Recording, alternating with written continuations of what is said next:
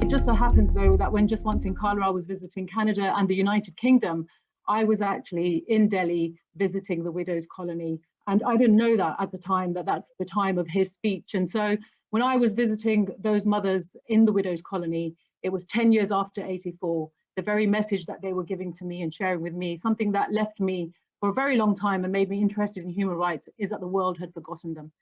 And actually, there was very few people in India at that time, human rights organizations. Jaswant Singh Khalra was one of them, Fulka has been one of them, and many others that took on the plight and went to seek justice for so many of those families. And actually what Jaswant Singh Khalra unearthed was just shocking. And I'm really pleased that people like Satpal Singh Bains, who's also on this call that will be delivering the lecture, have actually taken on his work, as has his family, his wife, his daughter, who's also joined us on this call. We're very grateful to have you with us.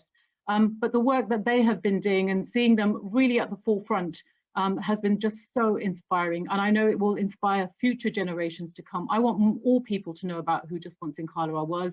You know, there is still so much work that we need to be doing to educate our young children, our future generations, so they absolutely understand, you know, that the very fact that Sikhs haven't had the privilege of the freedom of religion or belief in their very home country in India. And I want to see freedom of religion and belief as the co-chair of the all-party parliamentary group on FORB. Actually, it's something that I'm very, very passionate about, as well as within my shadow brief.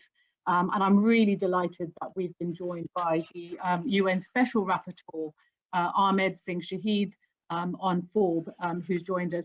So just very quickly reiterate that today we're also going to see the launch of the book by, this is the wonderful book by Preet Kaur, which I had delivered today and I haven't had a chance to read, but I'm really delighted. I've got books here for MPs that have joined this call so that they will get their own copy.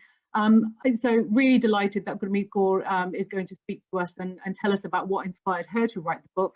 And then we've got Navkiran Kaur, who's joined us from California. She's just Khalra's daughter, and she will deliver a vote of thanks. We've also been joined by Rajinder Singh, who lives in the UK. He is Jaswant Singh Khalra's brother, so great welcome to him. And as I said, there are many MPs and Lords that will be joining us throughout this event. Of course, there is a vote in the House of Commons at the moment as well. But I want to thank everybody that's watching this event through KTV satellite channel, YouTube channels of United Sikhs, Khalas TV and Basics of Sikhi, and Facebook Live from BOSS. And I want to thank the organisers, especially Manjinder Pal Kaur from United Sikhs, BOSS, Sikh PA, who's the media partner, and CAP Freedom of Conscience that has supported the event.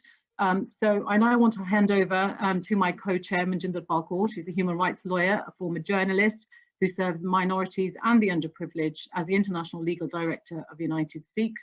She began work on a rural project called PASS, which is Punjab After School Study, which serves 2,000 government primary school students in 33 villages. And Manjinder Pal divides her time between Punjab, the UK and Malaysia.